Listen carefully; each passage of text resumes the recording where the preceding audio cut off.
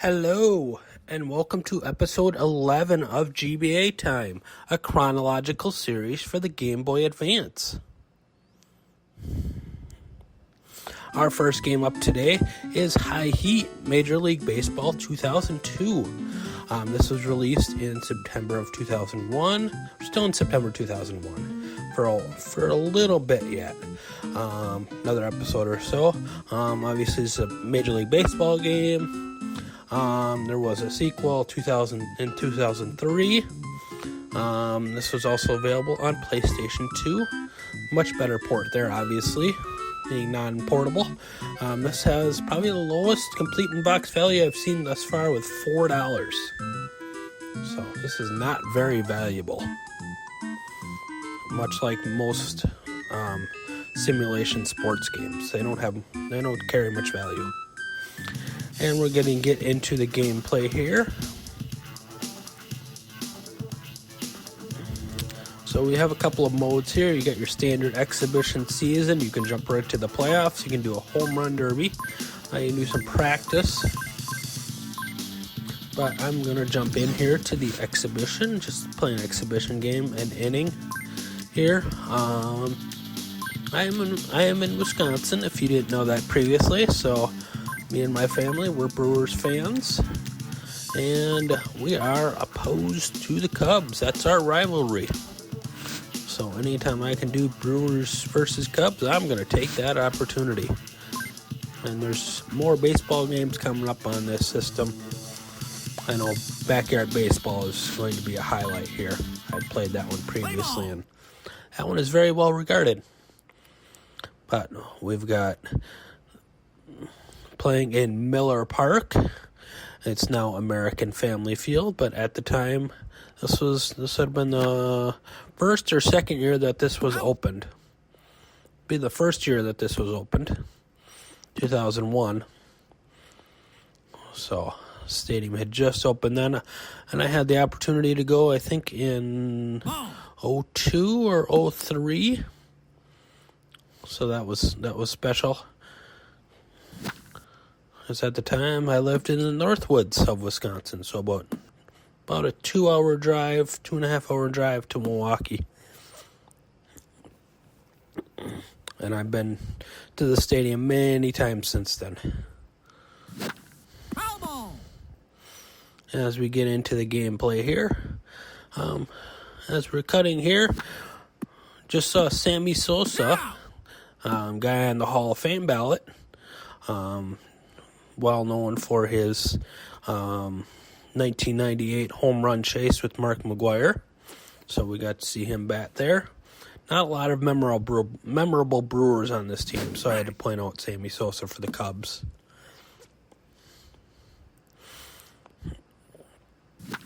And as we looking here, the graphics are just kind of okay. The pitching and batting are kind of meh.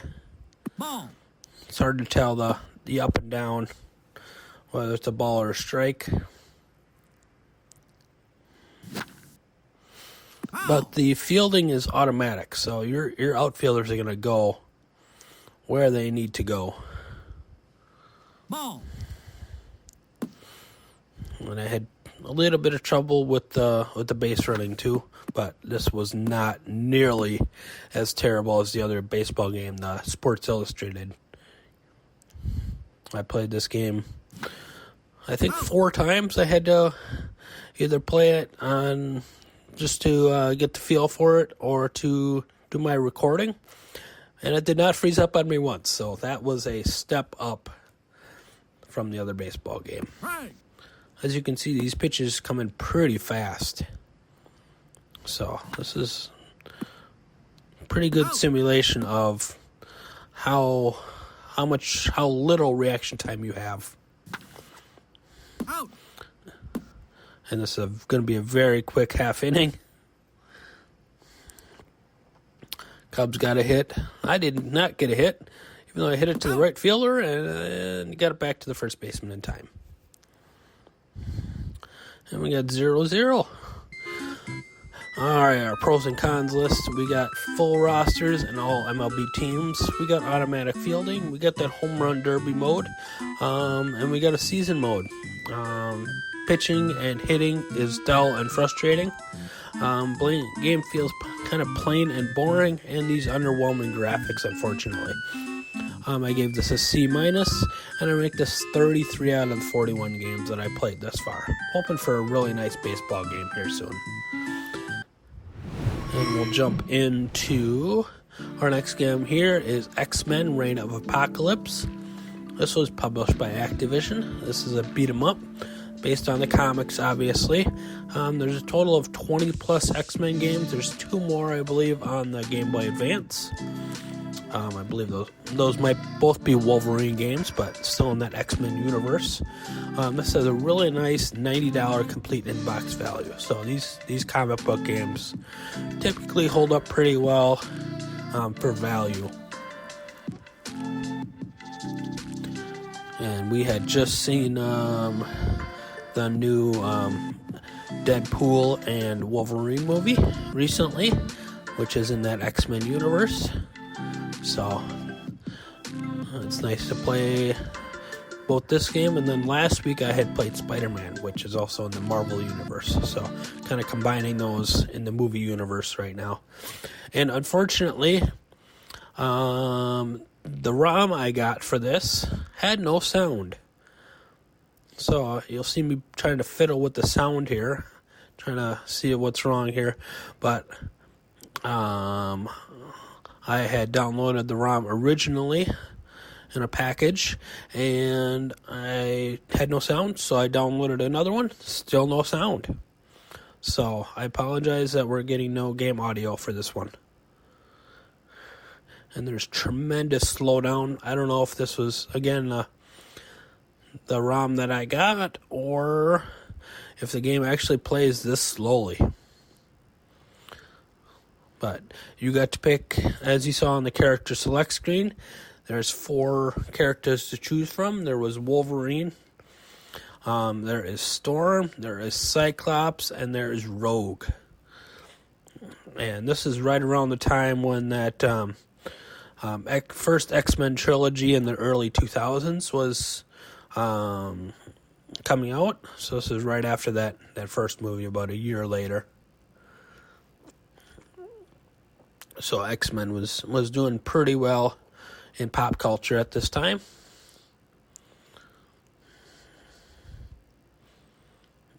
And as you see here, probably give an example of it here coming up. Yeah, right here, where you knock an enemy off screen, and you gotta wait for it to come back before you can attack it again. So there was a major delay there. It was just slow paced. Just waiting for the enemy to return to the screen, just crawl back.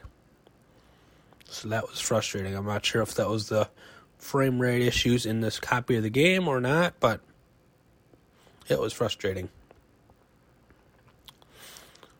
Then we're going to get to the boss of this first level here pretty soon. But we got some more robots to beat up first. There's a nice variety of attacks, though. As you saw, that lunge from Wolverine was kind of cool. And then he uses both claws to clear out the area. So there was a lot of potential here, but let's slow down. Maybe I just had a bad copy. And then just waiting for the enemies to reappear on screen was just frustrating.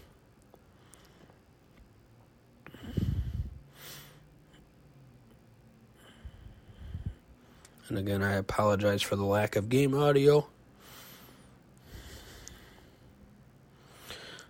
And you get 3 lives here, but in the options in the settings, you get your 3 lives, but you get numerous continues. You can go from 3 continues up to 9 continues, so you can get up to a maximum of 27 lives to beat this game. All right, and then we're to the boss here, this blob. As you see, he starts just halfway off screen and you can attack him right away, even before he comes fully on screen. So, as you see, my strategy here was just to keep slashing at him. I got a health refill there. So, that's it. Wolverine has that cool attack where he just zips across the screen. And then also slashes with both.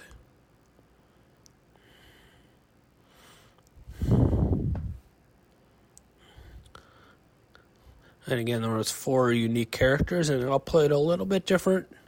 They all played different based on their special skills. I played a little bit of Cyclops, and he has those beams coming out of his eyes, so you could attack with that, or you could attack hand-to-hand combat. But we're going to get to another beat 'em up a little bit later here, our 4th game of the day.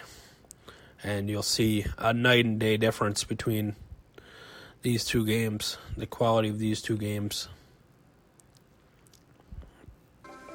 All right, our pros and cons list. I think I mentioned everything here. 4 different X-Men. All characters play slightly different, very generic, and then the enemies off-screen slow to return. And I gave this a C-, and I rank this 34 out of 42. So this might be good for somebody really into X-Men. Somebody really might like that. In our 3rd game today, this was my pleasant surprise of the week. Dexter's Laboratory, Deesaster Strikes, based on the Cartoon Network show that ran from 1996 to 2003. And we got another Dexter's Laboratory game. It's a chess game coming in 2002. This has a $30 complete in-box value. So this was a cartoon that I watched occasionally as a kid. I had probably seen maybe 10, 15, 20 episodes. But I'm familiar with the property. Unlike, I think it was last week or 2 weeks ago, I covered Rugrats, and I was not too familiar with that property. So I'm a little bit more familiar with this one. And they didn't give us a boring platformer. They gave us a fairly fleshed out adventure game, as we'll get into here. And 5 languages here, 5 European languages. So we got a little bit of the story here. And Dexter is a genius, and his ditzy sister, Dee Dee, goes into his machine, makes clones of herself, and they all come out really small. So the goal here is to collect all the clones.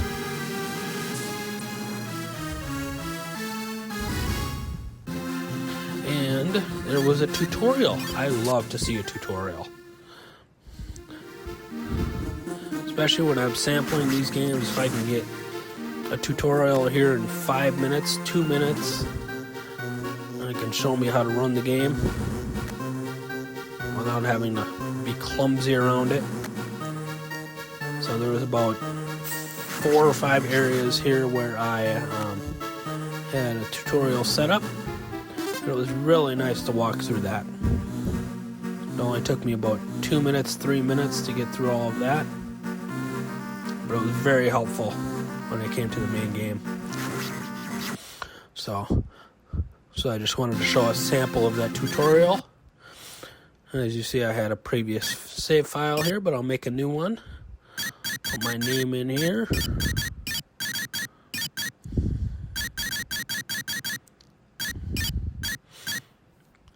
And as you see, we're going to control Dexter, and we're going to go around and capture the mini DDs who have escaped into the lab. So this game is a battery save, as you see there. I was able to save at that port. And you got to collect a certain number of DDs to advance to other areas. So we'll go into this one. We'll unlock the gate here. We'll collect unlock some of these items. And then that checkered pattern that I'm going to come across here, that'll bring you back to the starting area where you can save. Or as we'll see later on, we can just pause and save. But now we get into a battle here where you can punch these robots. And you can use this item to repair this electrical panel. So, like I said, this is a pleasant surprise. Walking around with this isometric viewpoint was kind of an adjustment here, because you're going up and to the right, and that was a fun cutscene as well. Throwing the DDDs up here, up back to its home, but kind of walking was kind of clumsy. But I kind of adjusted after a couple of times of playing this. So takes an adjustment, but something that you can get used to. So you punch those robots.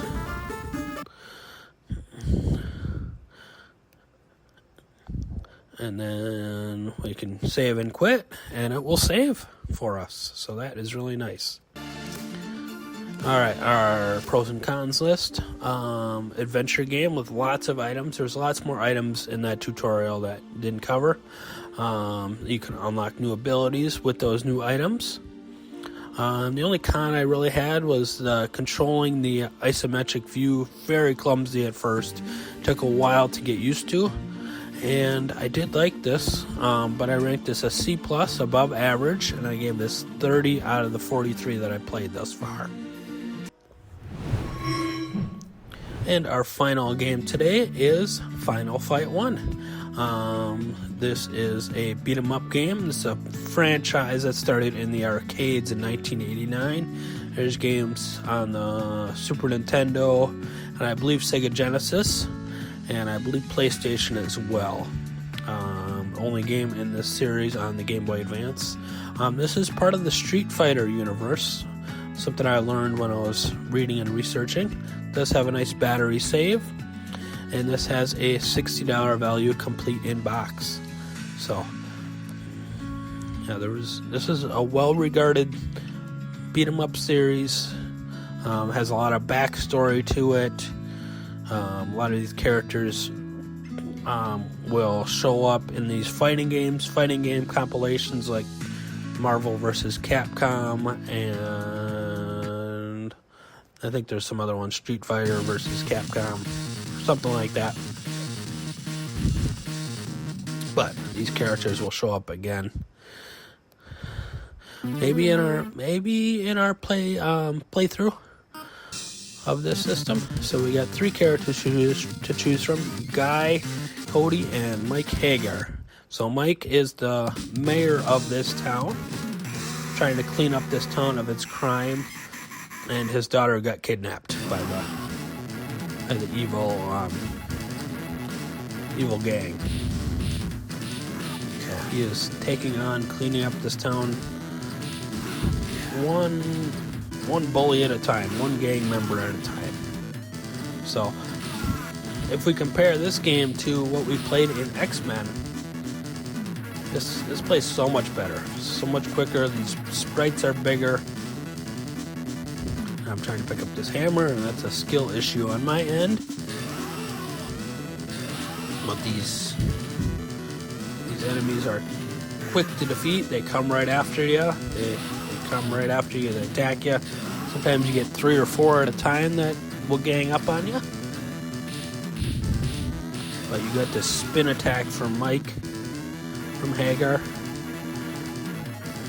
That's very effective. And you got a bunch of other attacks here as well. You got this German suplex that we're going to see here as well.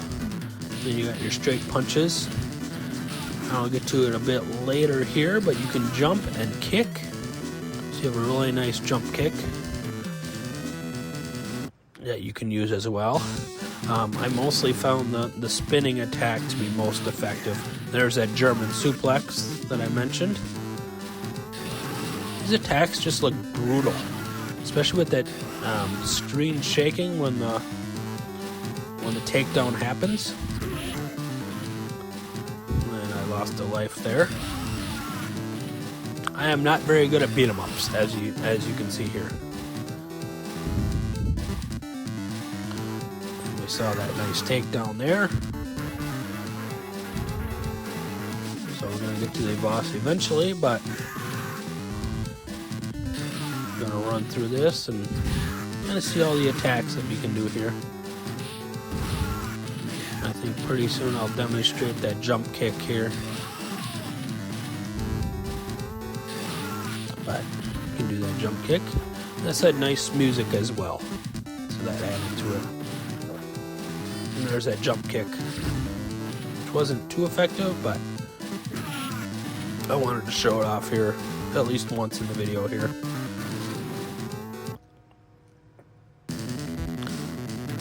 And then here in a moment we will jump ahead to the boss of this level.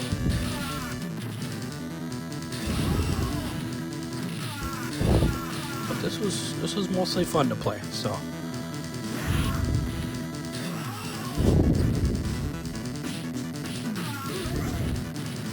Even though I kept dying, kept losing lives.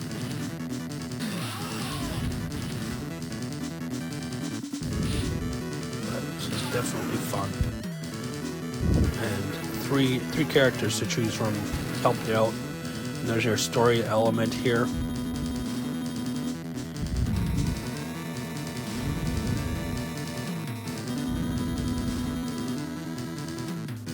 And we got this nice boss here. Take him down. He'll call on his minions to come attack you.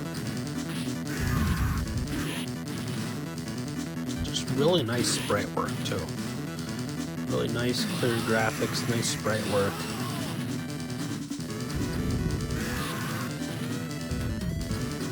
Just a fine beat 'em up. Especially because I can directly compare the two that I played today.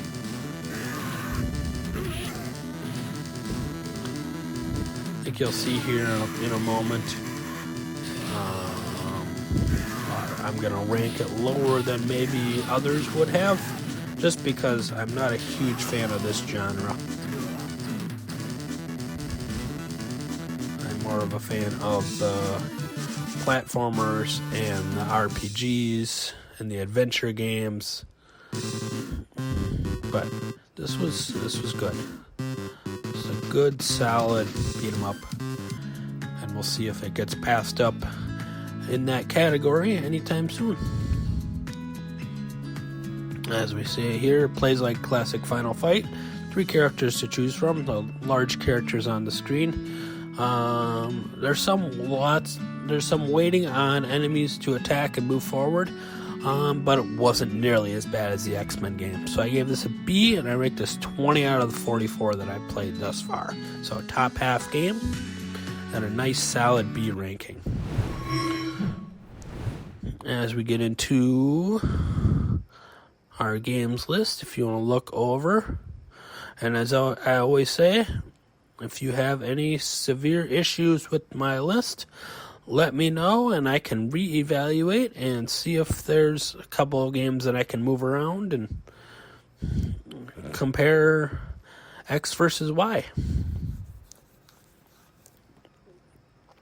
And our next episode, we have a motocross game featuring Ricky Carmichael. We have Snood, which appears to be a puzzle game. I haven't gotten into it yet, but it appears to be a puzzle game. And then we've got 2 Lego games right in the same episode. So we'll see the differences, do a compare and contrast on those 2. But we'll see if that sports game, that motocross game, can live up to some expectations. And then we'll have fun we'll have some fun with the Lego games. And then we'll see about that puzzle game.